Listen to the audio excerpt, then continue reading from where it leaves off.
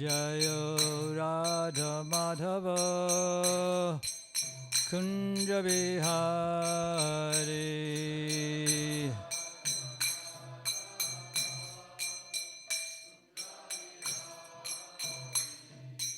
Gopi Janabalaba Giri Varadhari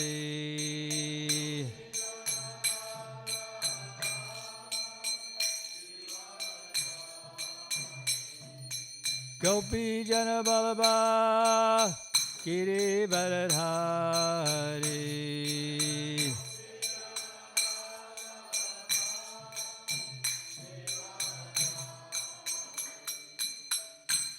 Jasodanandana Brajajana Ranjana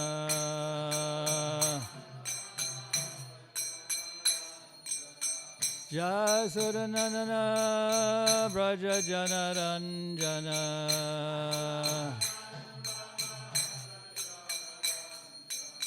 Jamuna Tira Vonachari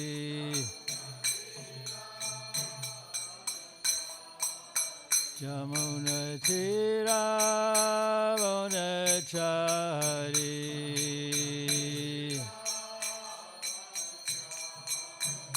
Jaya Radha Madhava Kunja Bihari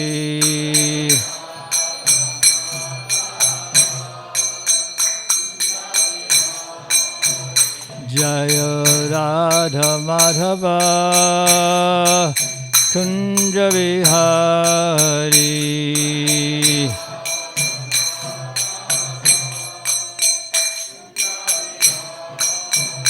Jaya Gopi Janabalaba Giri Varadhari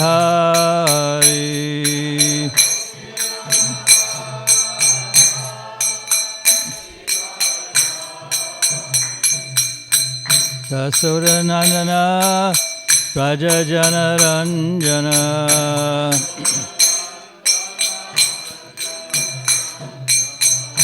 Jasodanandana Brajajana Ranjana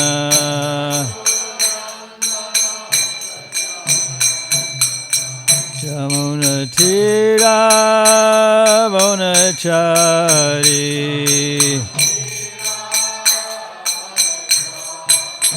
Jamuna Tira Vonachari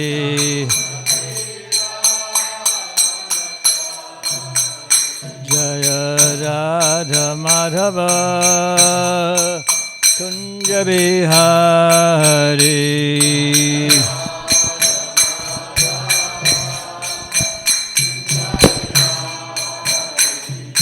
Gopi Janabalaba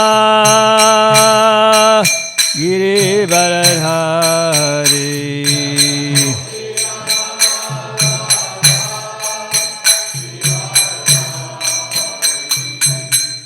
Jasodanandana Brajajana Ranjana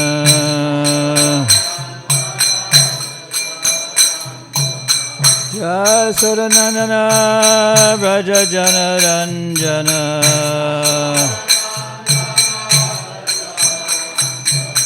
Jamuna Tira Vonachari Jamuna Tira Vonachari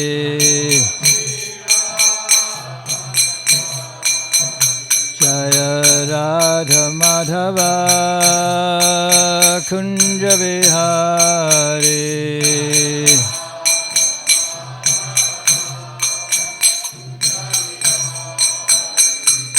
Gopi Janabalaba Giri Varadhari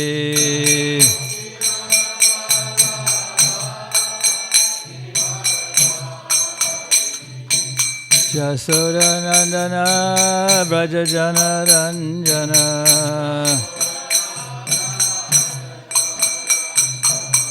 Jasodanandana Brajajana Ranjana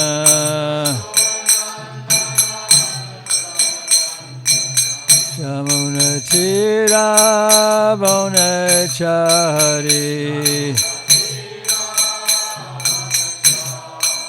Yamunadira Ravonachari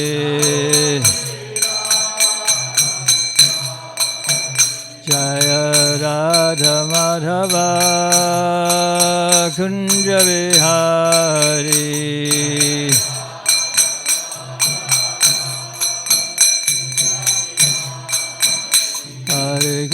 Hare Krishna Krishna Krishna Hare Hare Hare Rama Rama Rama Hare Hare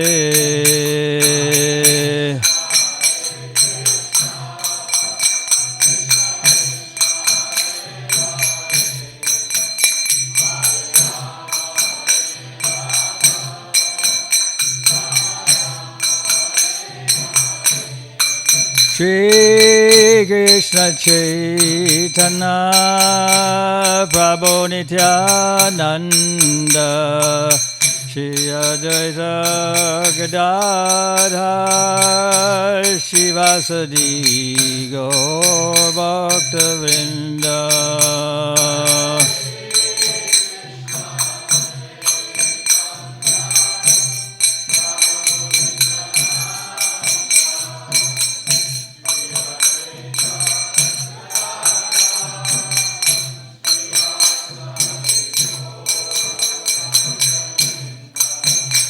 Jaya Sri Krishna Chaitanya Prabhu Nityananda Sri Advaita Gadadhar Sivasadi Gaur Bhakta Vrinda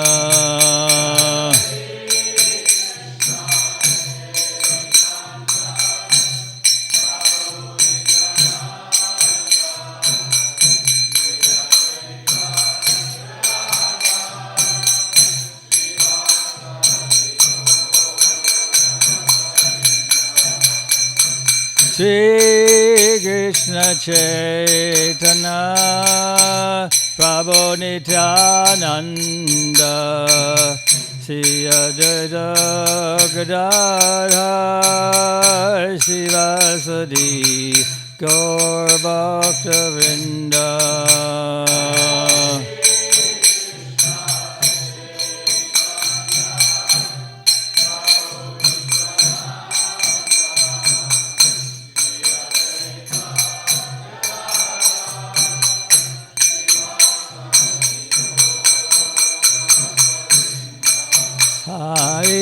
Hare Krishna, Krishna Krishna, Hare Hare, Hare Rama,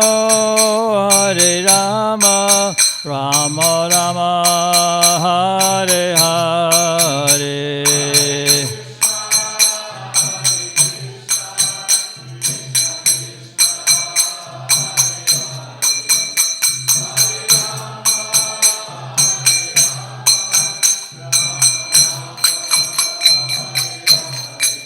Hare Krishna,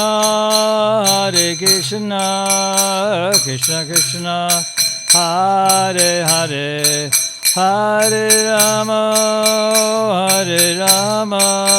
Rama Rama, Hare Hare.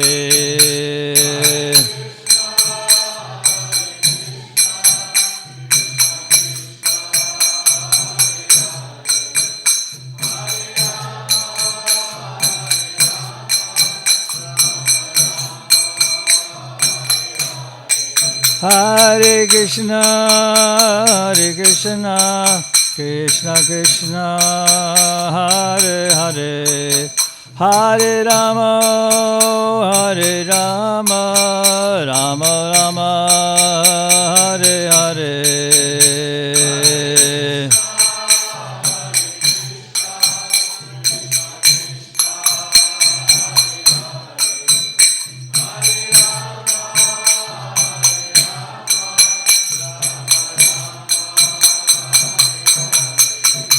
Jaya Prabhupada, Jaya Prabhupada, Jaya Prabhupada, Jaya Prabhupada.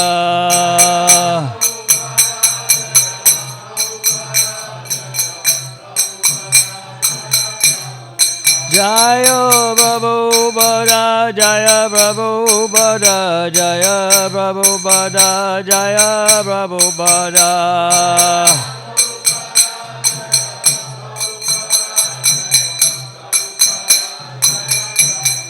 Jaya Prabhupada, Jaya Prabhupada, Jaya Prabhupada, Jaya Prabhupada.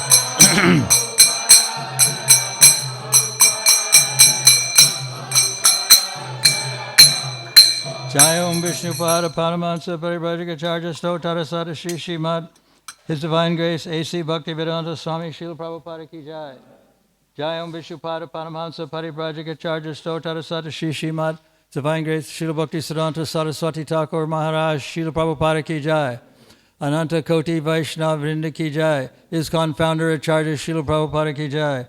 Namacharya Srila Haridas Thakur Ki Jai.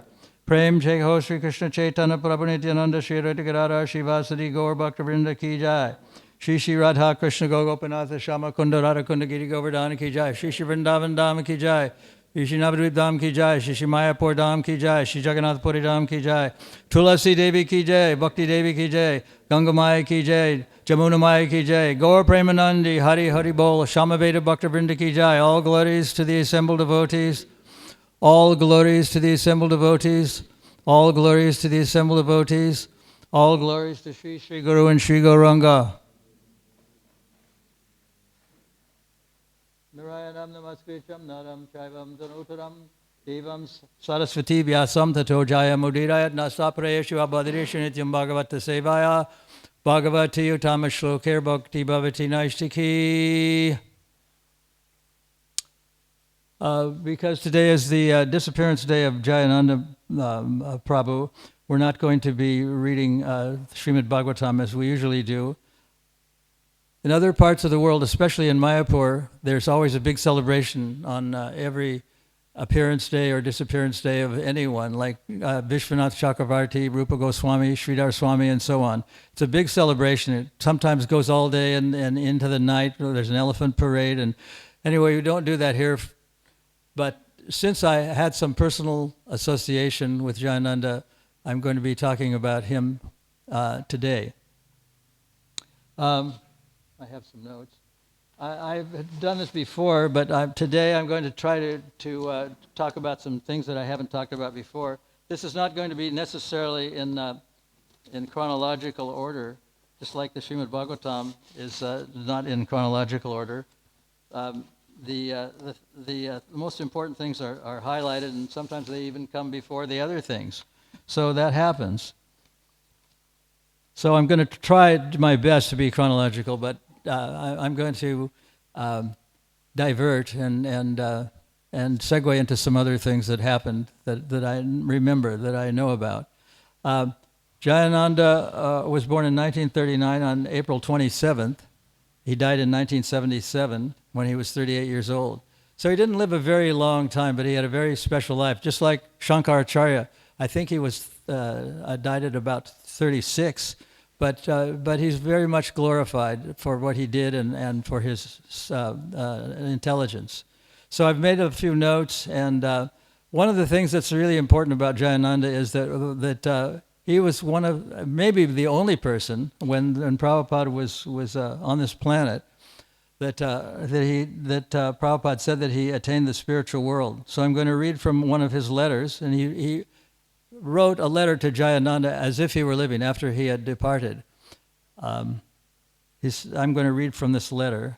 And another thing is that Jayananda was mentioned in the Nectar of Devotion as a contributor to the book, and he's one of the few devotees who's mentioned by name in Prabhupada's books. So he has a kind of eternal presence in the form of those books. So this is the letter that Prabhupada wrote. I'm not going to read all of it, but I'm going to read some of it. It's written from Bombay on the 5th of May, 1977. This was just shortly after Jayananda left, and Prabhupada was informed of the conditions under which he left this world.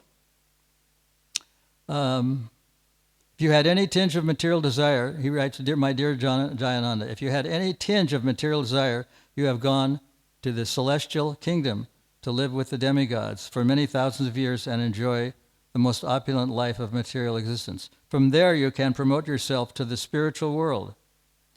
But even if one fails to promote to the spiritual world, and falls down to this globe and takes birth in a big family like a yogi or Brahmin, in an aristocratic family, he is very blessed. But, this is the key thing that Prabhupada said, as you were hearing Krishna Kirtan, I am sure that you were directly promoted to Krishna Loka. So the usual procedure is that someone who is advanced in Krishna consciousness takes birth in Vrindavan, maybe not even as a human being, but maybe even as an animal or an insect, and then goes back to Godhead in the next life. But in this particular letter that he wrote to Jayananda, he says that because you were hearing Krishna Katha, I am sure that you were directly promoted to Krishna Loka.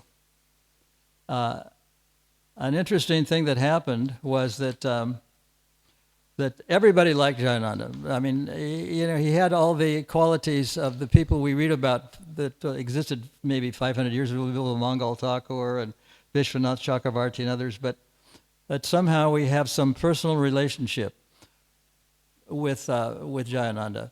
Prabhupada called him a silent worker. He never took sannyas, he was never a temple.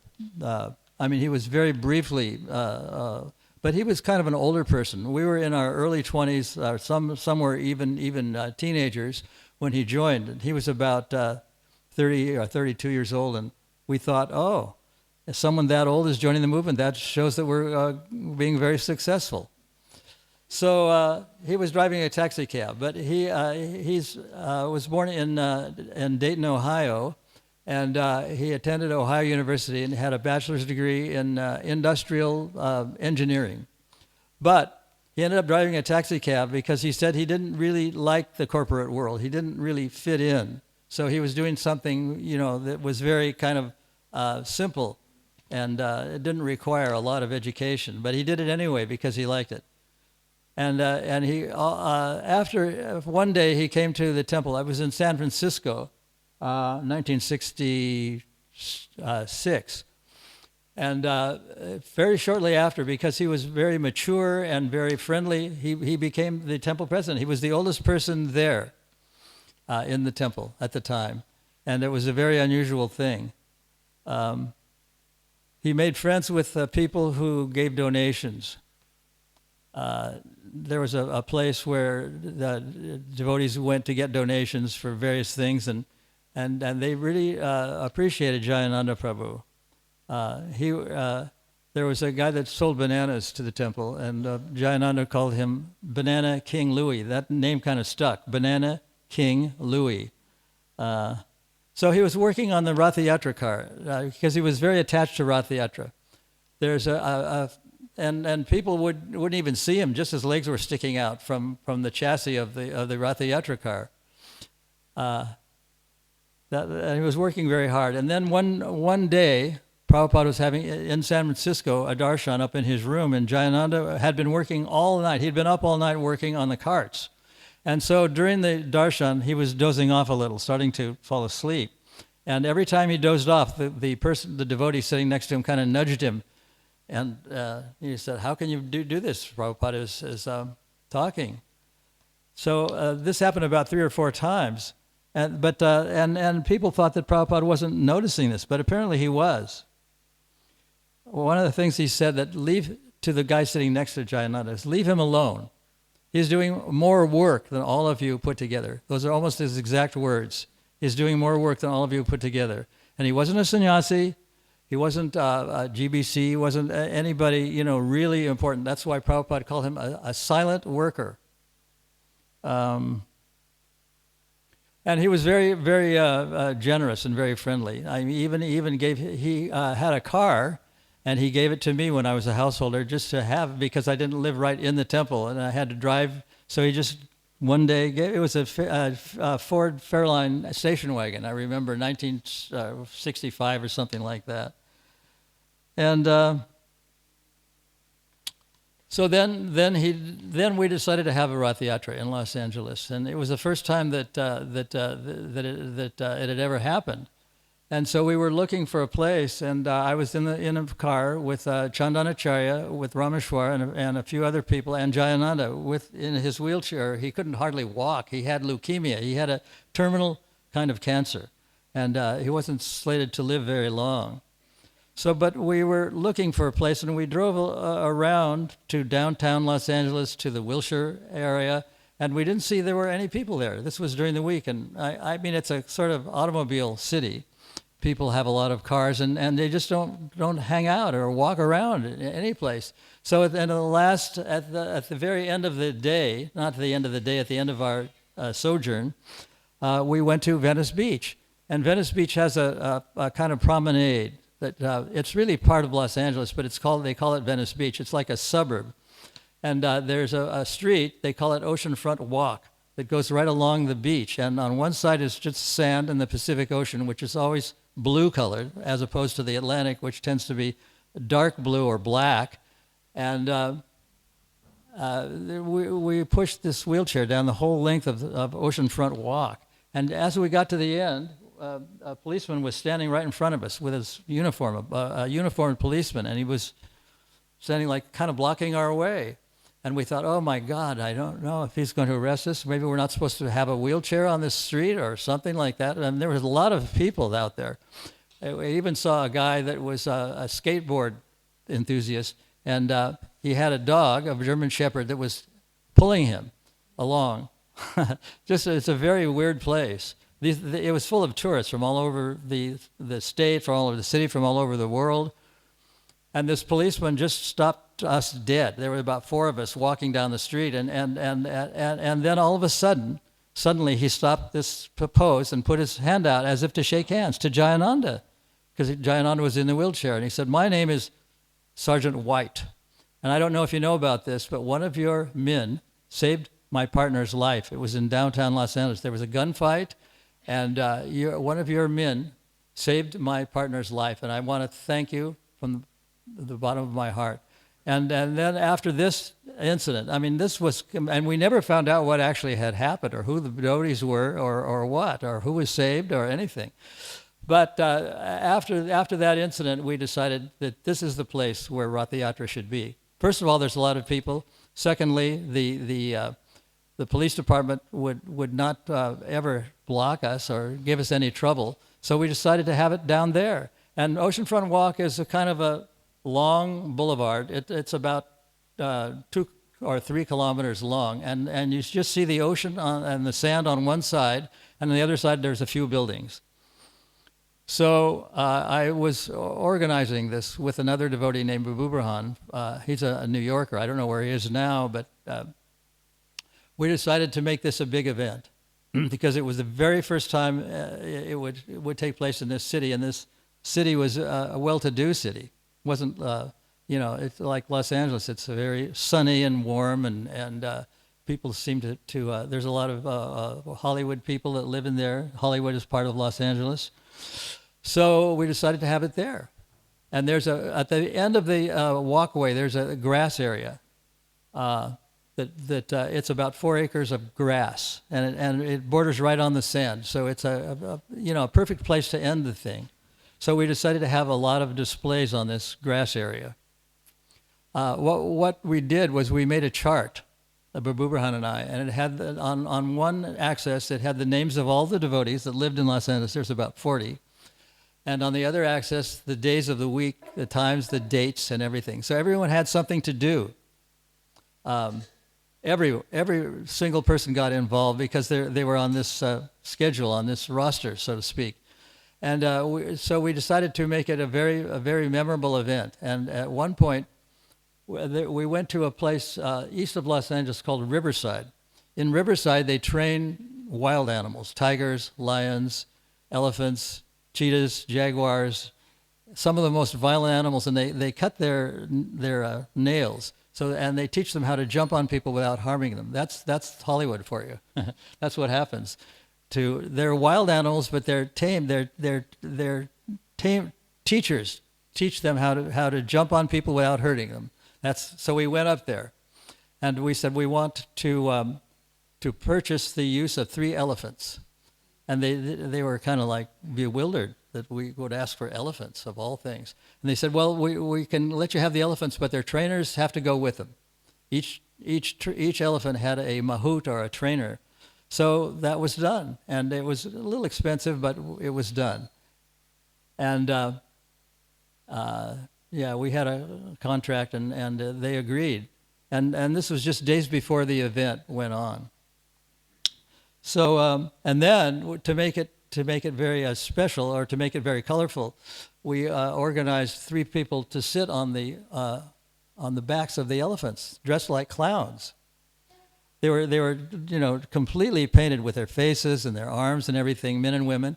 And I think there were 2 girls and 1 boy sitting on top of the elephants. And one of them had a big horn, like a trumpet, but a very long thing with a horn on the end. And so it was a very spectacular event. And this parade went like that. There was an elephant between each car. And Jayananda used to, at the end of every day, Babu and I used to go to report to him what we have done during that day. And we had to get permission from many departments, because it's a very large city. So we had to get permission from the police, from the fire department, from the police department, from the Park and Recreations Commission. I mean, there were probably about 20 different departments that we had to go to. And so at the end of each day, we would go and report to Jayananda what we had done. And his response, he could barely talk, he was getting very sick, was, gosh, I don't know how you guys do it. I mean, he was so friendly that we didn't do anything. It was all on his energy that everything was happening. And even the Park and Recreation Commission, they're a pretty stately and a strict organization. They agreed that we could do this, and we could have the elephants, and we could do everything. We just had to get the permits to do it. So this was Jayananda's energy. And one of the really amazing things that happened was that a friend of his had gone to a place called Parkwood High School. I think it was Parkwood. Anyway, in Dayton, Ohio. And this other man was a very good friend of his. This is a man named Andrew Hallam that lived in Woodland Hills, just a little ways north of Los Angeles. And after Jayananda had passed away, this man saw a picture of him in the Rath Yatra car in Durban, South Africa. I mean, here, it's very unusual that he would go all the way from Los Angeles to Durban, South Africa. But he thought, well, I'll take a holiday, do something exotic. So his friend took him to Durban. And it just so happened that was the day that the Rath Yatra was taking place there. And in the Rath Yatra cart, he saw a picture of Jayananda Prabhu, who had passed away years before. And he looked at his face and he said, I think I know that man. But I'm going to have to find out who he is. So he started asking people, who's that guy in the photograph? And everyone used to tell him, oh, that's Jayananda. And that didn't mean anything to this guy, because he knew him as James. James Kaur was his name. So he asked about 6 people, and they all said Jayananda, Jayananda, and that didn't mean anything to him. Finally, one of the last people knew what his birth name was. And then everything sort of, became clear to this man. And he was a good friend of his when they were in high school, Oakwood High School it was called, in Dayton, Ohio. And he knew that James Kaur's fathers had the same name. He was James Kaur Sr., and Jayananda was James Kaur Jr. So from Durban, South Africa, and he knew that James Kaur Sr. worked for a paint company, a big paint company. It was called Sherwin-Williams. It was a very big and famous house painting company. So somehow or other, this man decided he had to tell James Kaur Sr. all about this. And he didn't know anything about his son, becoming, well known in the Hare Krishna movement. So from Durban, South Africa, he made a phone call to Denver, Colorado, which is no small feat. And then talking to the people at Sherwin-Williams, he asked them if there was any man employed there named James Corr. And finally, he talked to someone who said, "Okay, I know who this man is. He used to work here, but he's retired now. But I can and then he said, is there a way I can contact him?" And somehow he got the phone number of James Corr Sr. And he talked to James Corr Sr. and he said, "Do you know anything about your son? How he is famous now in the Hare Krishna movement?" And James Corr Sr. said he didn't know anything. And what Andrew Hallam's position was, he was the man who's like, I think they call them valedictorians, who at the end of every school year, he would do a little summary of what these people are doing now. And he was very surprised to see someone he knew in a faraway place like Durban, South Africa. So I'm going to read the letter. It says that he wrote to that year after he saw the Rath Yatra.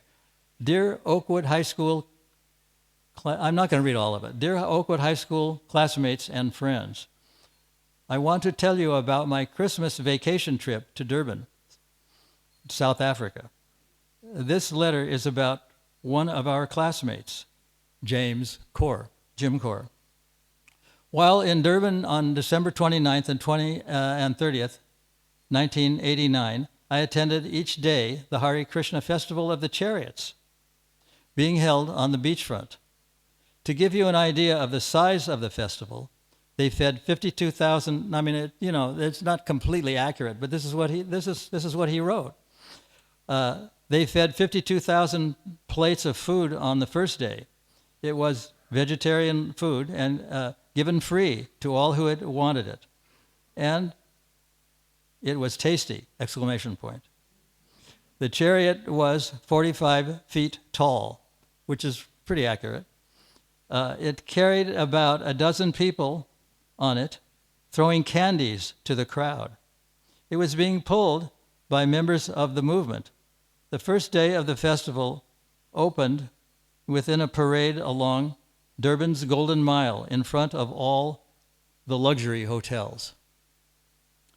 On the chariot are painted figures of Krishna and his consort, a wax museum model of the man who brought Hare Krishna to the West, and that's Prabhupada, of course, and a photo of a man in Hare Krishna robes. The photo was about 2.5 by 3 feet. I asked my South African friends, who knew a lot about Hare Krishna, who the photo was of. He said he didn't know.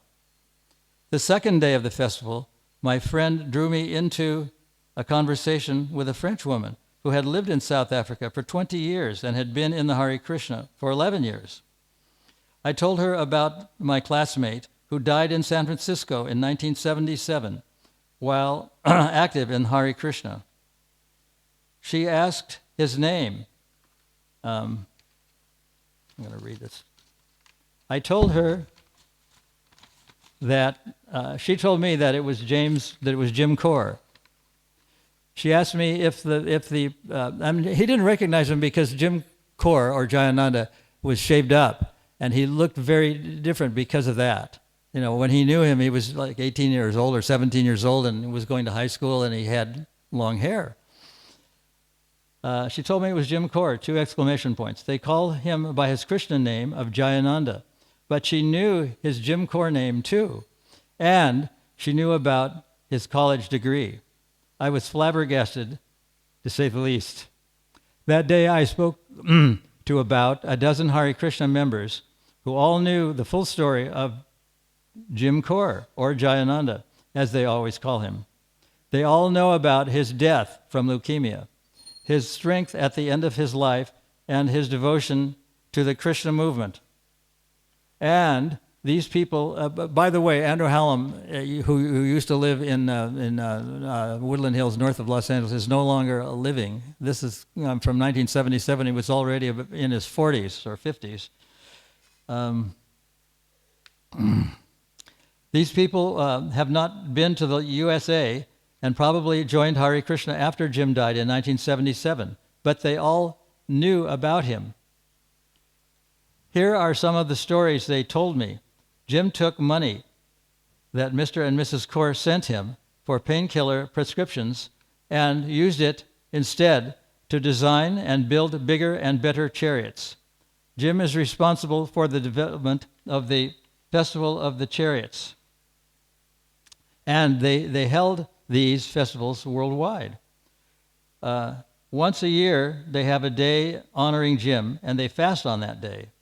In San Francisco, Jim was responsible for dealing with the outside community. He was so popular that the devotees, before they had Rath Yatra, they used to meet with city officials, including the chief of police. And one of the women who worked for them, the first thing she said when all the devotees came to start their meeting was, "Where's Jim?" And then we told her the sad news that he had passed away a few years before. And then she left the room. She had lost it, as they say. She had started to weep, and she didn't want people to see her. So she left, and then she composed herself, and she came back after a while.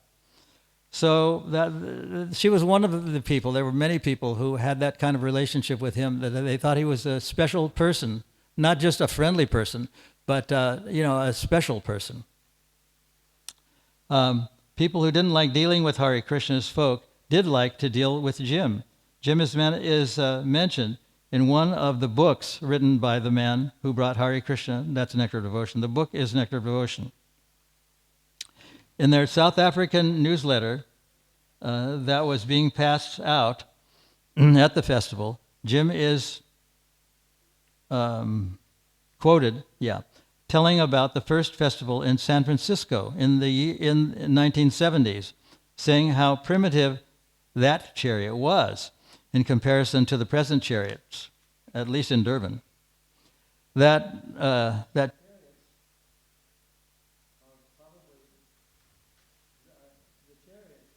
are probably even bigger than the USA. Jim started it all.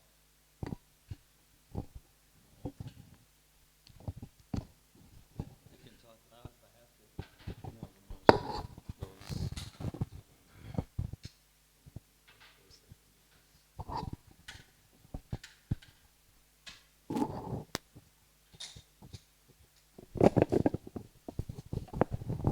I'm just continuing the letter. He directed his last festival from his wheelchair. I have a photo of the front of the chariot showing the photo of Jim. The photo was not taken to show Jim, since I didn't know at that time that it was Jim. And I have newsletter photos of the whole chariot to show the size of it. I'll bring these to the next OHS, I guess that's Ohio State University, reunion in 1992. One of the Hare Krishna devotees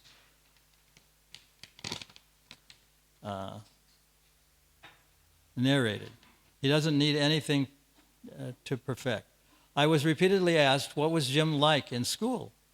Well, that was quite a few years ago. I had even forgotten, or just not even given a thought to that fact, that Jim and I lived in the same cabin in summer camp. I forgot that until I came upon the 1951 camp photo. And the photo of Jim on the front of the chariot is unrecognizable because of the years. This was 10 years after his high school, or more than that, more like 12 or 15. The Hare Krishna robes Jim is wearing, and because, as they said, the photo is not a good one because it was not taken until Jim was very ill. I told them that Jim was very funny. They said that they could believe it and understand that from what they had heard about him. I was told that Jim worked very hard. When he cleaned the garbage cans, he cleaned them so well, quote, open quote, because they were Krishna's, close quote.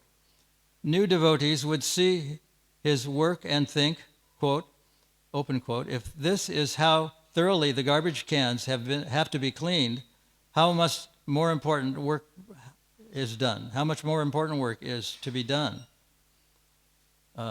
Close quote. One time, Jim was a leader. When he was a leader, he returned late at night and saw that a chore had not been done properly. Rather than awaken the offender, Jim had the job done over again himself. He could run on very little sleep. A surprise birthday party was given for Jim, but he was truly embarrassed by all this. I'm going to pass out a picture of him. We had to tell a little white lie. The person who built the carts, built all 3 carts, built them all from scratch, even the wheels. So we told him that he had to go out and answer a question about construction because he had a degree in industrial engineering and designed all the carts. He was the only one who knew the answer to this question. The builder had him, he just was stumped. We told him that. It wasn't actually true. But what we had done is we gathered around in this parking lot, around the chariots. And when I say we, it was like about 30 people. Because while we were going to celebrate the passing of Jayananda. So now the next time you see a Hare Krishna devotee on the street, go up and tell him or her that you went to school with Jayananda. You'll get red carpet treatment. The story of Jayananda will be known. And remember, I was in South Africa, which is 11,000 miles from Los Angeles, and they all knew. Now, then he continued to say what other people were doing. So that's the story that he told in a letter. And I got this, somehow I got a hold of this letter, and it's in my computer. So that's just one of many stories that you could talk about this person for many lifetimes or for many years, or, I don't know. If anyone has anything else to say, speak up. Yes.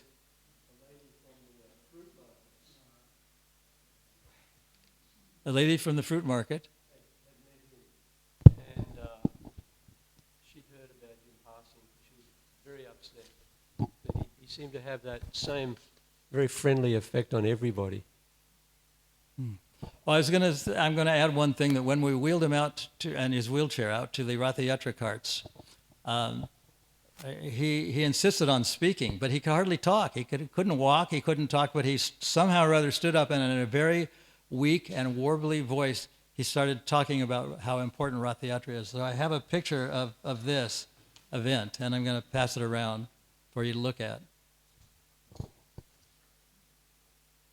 And one of the women who lives in Los Angeles made cakes that look exactly like Ratha Yatra carts. They had this, you'll see them in the photograph. They're the same color.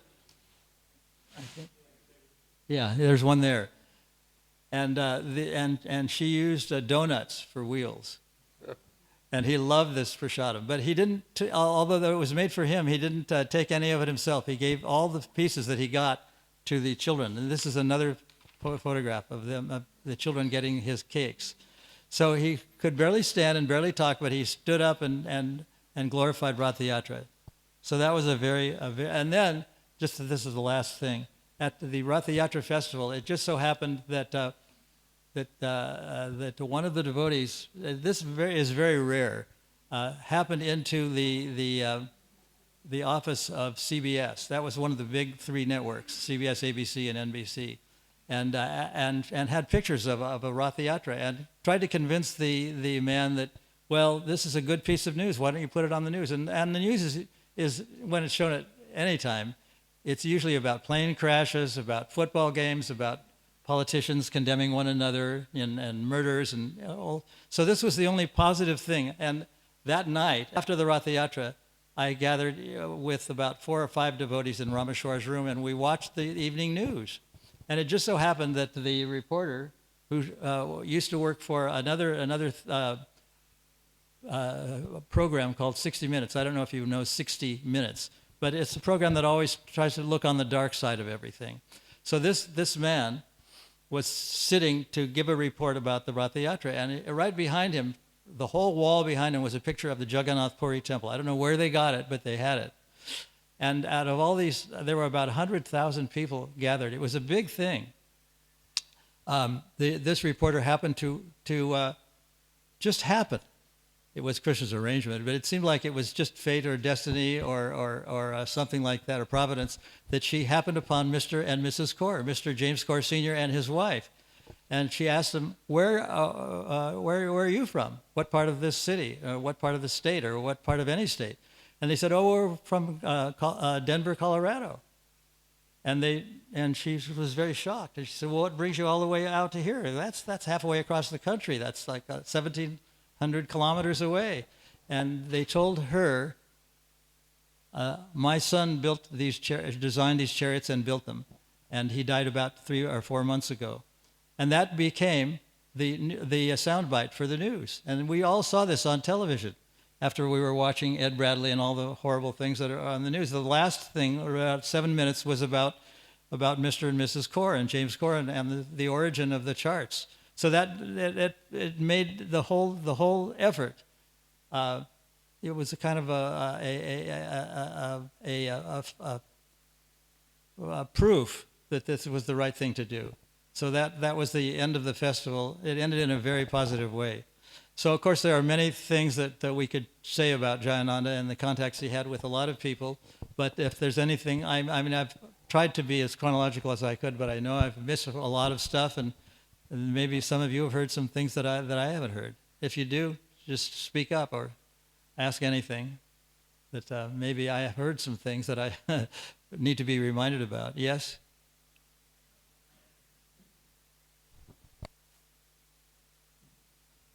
By the way, in that picture, some of you may not recognize Jayananda. He's the man sitting in the wheelchair. And just to his left, the person in saffron is myself. And this was taken in 1977. So I'm probably not very recognizable, but I'm in there.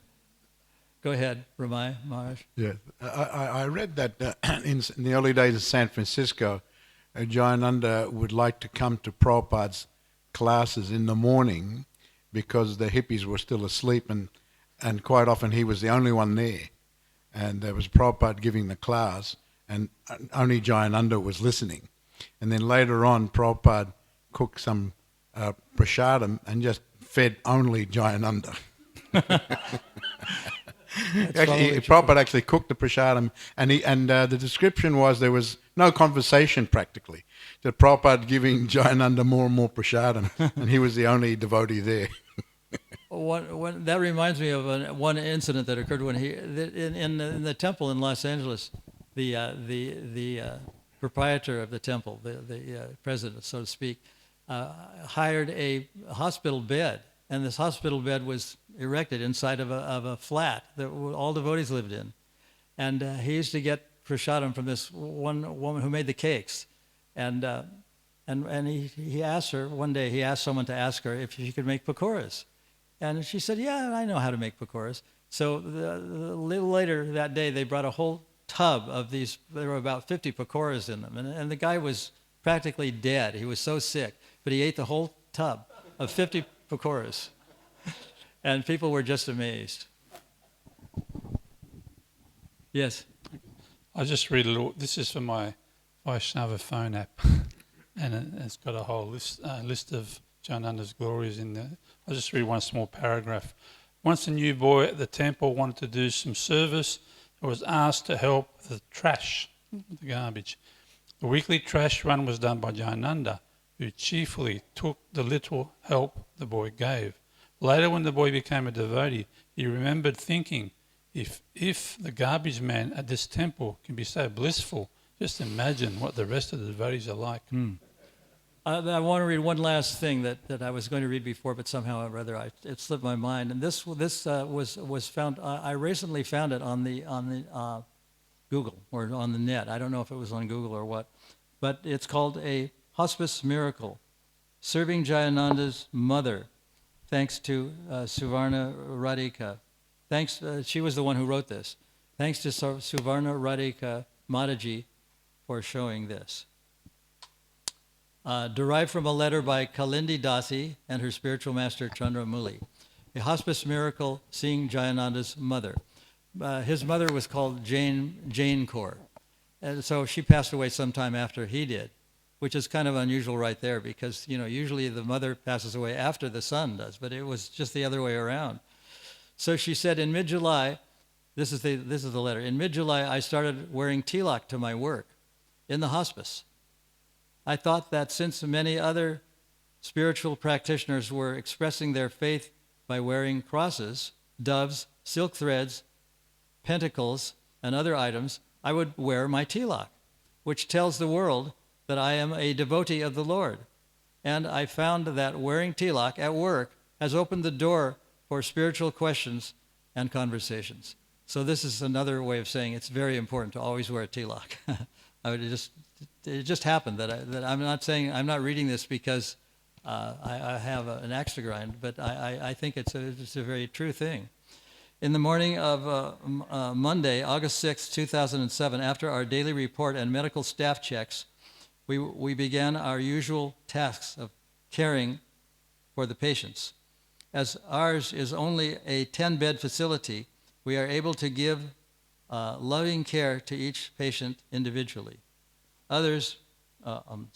Often, while I care for or bathe patients who are unable to do such tasks for themselves, I chant or sing the Hare Krishna Maha Mantra. I'm going to put on some specs so I can see this.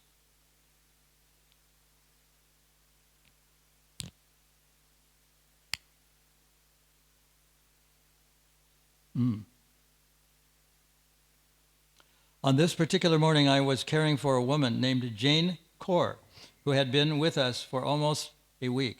She was a kind and polite person, and I enjoyed the time I spent with her. Around 8 a.m. on August 6th, I entered her room and found that she was getting closer to leaving her body. As unresponsive to verbal cues, her body was limp. I sang the Maha Mantra one last time while she received the final bath. Hospice staff called her family, who were always friendly and appreciative for her care. When I was finished, I spoke with some of the family members in the hall. Jane's grandson approached me to thank me, and then pointed to his forehead and to my tilak and asked if I was a Hare Krishna. I smiled and said that yes, I was a Hare Krishna. Well, he said, then maybe you know of my uncle Jayananda. The Jayananda? I asked. Yes, he said, and told me how his uncle had built the Rath Yatra carts. He then went in to inform his mother that I was a Hare Krishna. Gaynell, Jayananda Prabhu's sister, came out of the room and said that she was so happy that a Krishna devotee had cared for her mother. The whole family expressed that it meant so much to them. Gaynell was saying that she couldn't believe that I was a Hare Krishna. She said that she told her mother, but she wasn't sure that her mom could hear her. I said that I had a feeling she already knew, and I laughed. Jane, a granddaughter, mentioned that she remembered her uncle making really good, great Indian food and offering it to God, and then the family sitting on the floor and eating it. She remembered his robes and how happy he was. Jane said that he had been pretty depressed before meeting devotees. In Prabhupada's books, he writes that a father, a grandfather, and a great-grandfather, sometimes he says 20 generations back, sometimes he says 50, sometimes he says 60, they're all liberated, forward and backward. So that means that children, grandchildren, great-grandchildren, and so on, 20 generations into the future are all liberated. I mean, that's what it's in there. It's in Prabhupada's books. I let Jayananda's family know that during Rath Yatra festival, we hung a nice photo of him next to the Srila Prabhupada's photo. He told me that an old friend of Jayananda's, who is not a devotee, happened to be in Durban several years ago and saw the first Rath Yatra, and I read that letter. They told me that Jayananda was very kind. Even as a child, he never spoke badly of others. From the many stories they told me, his saintly qualities shone, though even in his childhood. Gaynell told me that her brother had once spent hours on a family vacation at a beach picking ticks and fleas off of a homeless dog. They couldn't stand to watch it suffering. He couldn't stand to watch it suffering. Jayananda's nephews told me about running around the kitchen table as a small child with his uncle, who was laughing and chanting Hare Krishna. When I went back into Jane's room, the family was gathered around her, holding her hand. Her breaths were faint, and she was about to leave her body. I stepped out to give the family some space, and about 5 minutes later, they came back to the front desk and asked me to look at her. When I opened the door, I saw that her body had turned yellow and waxy. It was apparent that the soul had left the body and that the physical body was all that remained. The nurse reported that she had passed, and the family, though sad, also felt relief. Ginelle told me that she had asked her brother, for support. Since she couldn't physically be at their mother's passing, she had been looking for a sign that he was supporting her. She felt that a devotee's being present and caring for her mother was not a mere coincidence. It was, I believe, Krishna's endless mercy! I thanked the relatives for allowing me to serve their family, offered my pranams, and said, Hare Krishna. So, I mean, we could talk for many lifetimes, but if there's anything that you think is important, go ahead. Rupa? Maharaj, was also said, I believe in the Prabhupada Lilamrita, that Jayananda Prabhu, when he was temple president, he was practically solely maintaining the whole temple financially himself by the taxi driving. And when he would give Bhagavatam classes, he was a little reluctant to give Bhagavatam classes, but when he did, he'd tell stories of all the people he picked up in the taxi and how they were suffering, and he'd preach to them and give them prasadam and Thank you. And books. And also, you were mentioning the Nectar Devotion. Prabhupada says, I think it's in Nectar Devotion, Prabhupada says, thank you very much to Jayananda Prabhu, who gave, was it $5,000 to Something like that. publishing the book? Yeah. Maybe some things were a little exaggerated, but it's probably all true. Anything else? Well, I'll just read one more little one.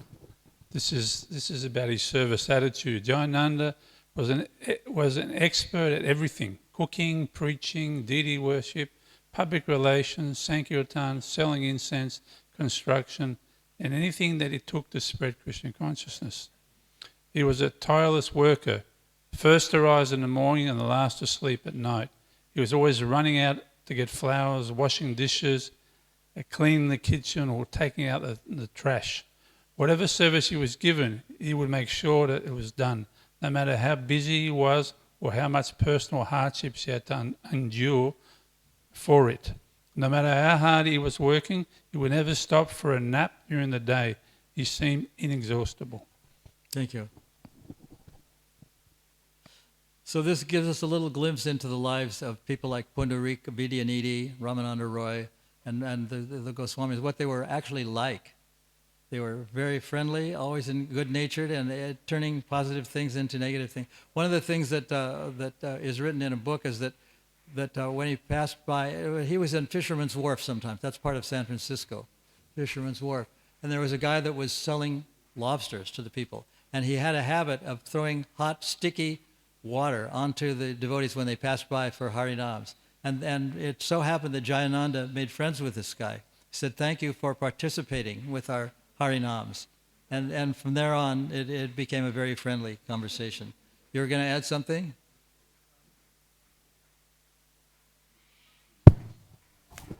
In 2011, the GBC agreed to have a memorial, like a samadhi for Jayananda Prabhu in Jagannath Mandir in Mayapur. And then just they decided that this is so befitting because of so much service he did for Lord Jagannath. And the quote, it's from Prabhupada's letter that he wrote. He said, Jayananda's death is glorious. He has left his body very wonderfully, and he has been transferred to Vaikuntha.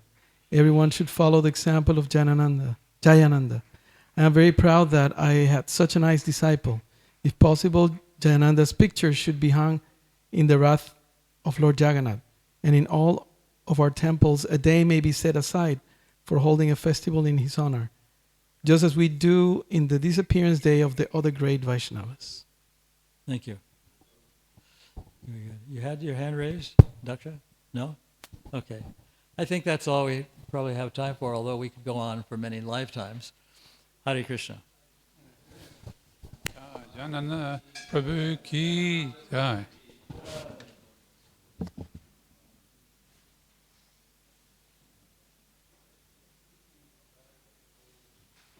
Mr. John, you had a little bag there, Carrie?